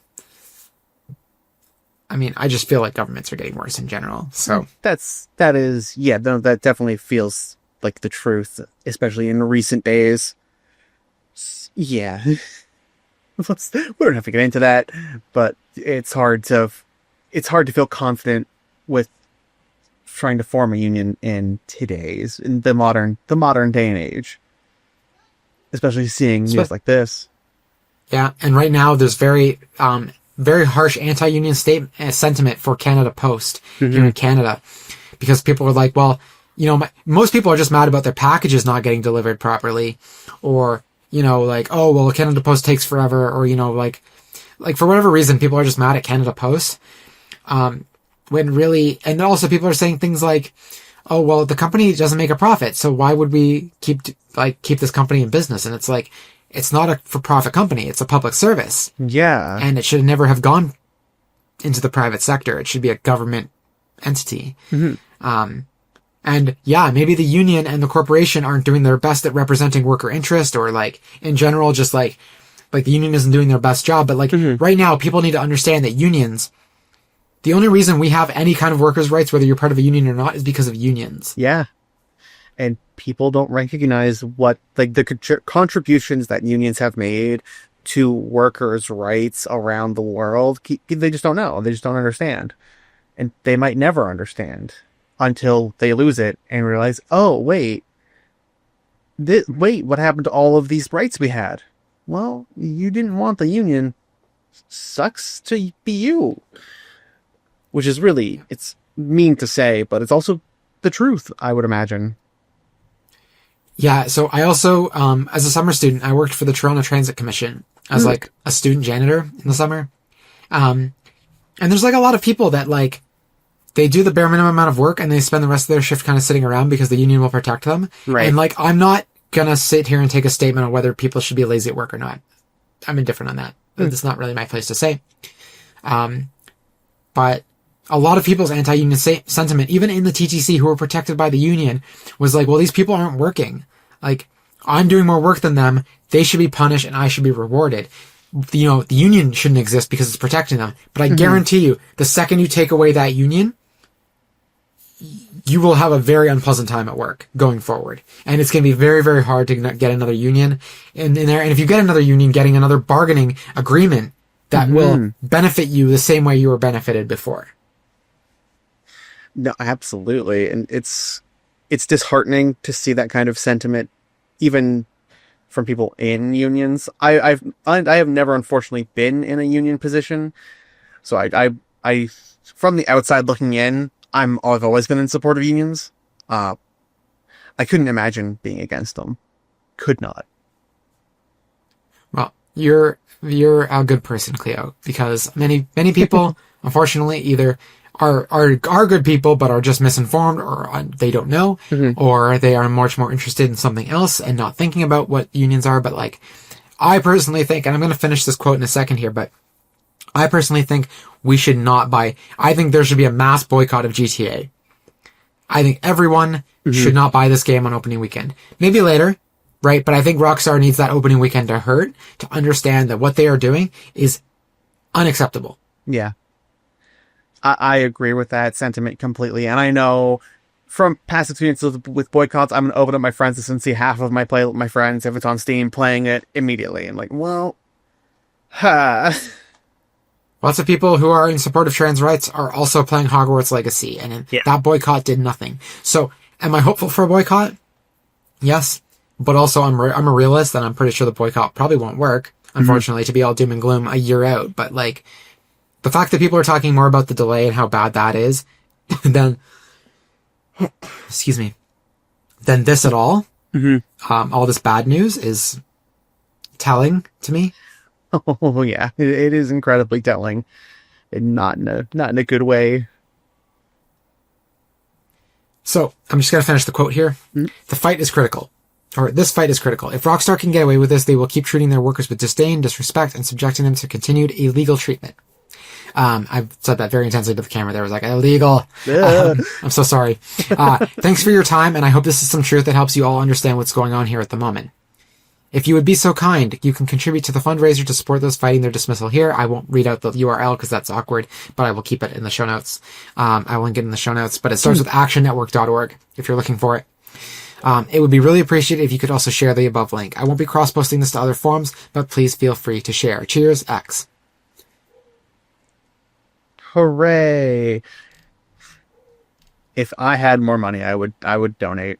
I would. I want to see these people get their jobs back, and do their work. You know, like I want these people to be back at work doing what they love more than anything. If all was right in the world, we wouldn't even have to even consider or think about donating. because these people would just get their jobs back. The fact that, like, we're going to have to rally around these people instead of Rockstar just doing the right thing, or the law doing the right, like, taking care of this. Yeah. Like, this is probably going to be a long time before this gets resolved, if it ever gets resolved. More than likely, yeah. By the time Legal processes take time. Yeah. Sorry? No, yeah, I was just going to add on to that. By the time it's done, they might already be in other positions and doing other work. They might not even want to come back to Rockstar.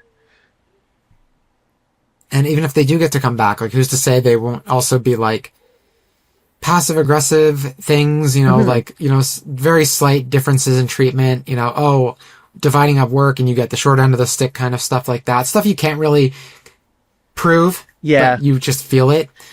That underhanded retaliation. Yeah. Yeah. I know in Japan, they fire people by putting them in rooms and just, like, giving them no work to do. And they wait for you to quit because they actually can't fire you or lay you off. I know they can't do that in the UK or Canada, but, like, it's stuff like that where, like, you don't mistreat people, but you don't treat them well either, and you just make them feel like it's time to go. Yeah. So. The gentlest of nudges saying, no, it's your time is now. So Cleo, before we wrap up, do you have any final thoughts here? Because I've kind of made my point, so. I think I've pretty much said what I want to say. This is, in general, the news entirely is disheartening. I'm really hopeful that they will land on their feet. The Rockstar devs especially, I'm really hopeful that they will, especially if they are more senior. I really hope they can land on they can get back into what they love. And I would love to see good news come from this. Be it them getting their jobs back or moving on. But otherwise, no, I think I've said my piece. Well, I think I don't know for sure, but there probably will be more developments in the coming weeks or months. We'll probably hear more of it. I'll do my best to cover that news here on the podcast. But in the meantime, thanks everyone for listening. Cleo, where can people find you if they want to follow you on social media? You can find me on Cleostrophobia on Instagram or Cleosified on X. Perfect. And that's Twitter for those of us who refuse to call it X as well. I've gotten into that habit now. I should just keep calling it Twitter. I'll never not think of it. It's not even that I hate the name X. It's more so that I don't like Elon dead naming and misgendering and forgetting his trans daughter. So that's my thing. But anyway, that is all the time we have. Thank you, Cleo, so much for joining me and for this episode of True Avatars. Thank you for having me. And that just about wraps up this week's show. Thanks, True Avatars, for joining me for another episode of your queer video game podcast. By listening to the show, you are supporting queer-made content, which is more important than ever. If you want to support True Avatars, it would be really great if you could leave a comment, rating, or review on your preferred podcast platform. You can follow the show on Blue Sky, Twitter, Threads, TikTok, and YouTube under the handle @TrueAvatars, all one word, and on Facebook and Instagram under True Avatars. If you are watching on YouTube, please like, comment, and subscribe, as well as hit the notification bell so you can be the first to know when new content drops. I welcome you to check out the official website, trueavatarspodcast.com. That's all one word, trueavatarspodcast.com. On the website, you can sign up for the newsletter, where you can get exclusive news and updates on the show. Bye, True Avatars. Thank you so much for listening, and I look forward to speaking with you all again next week. Take care and stay safe.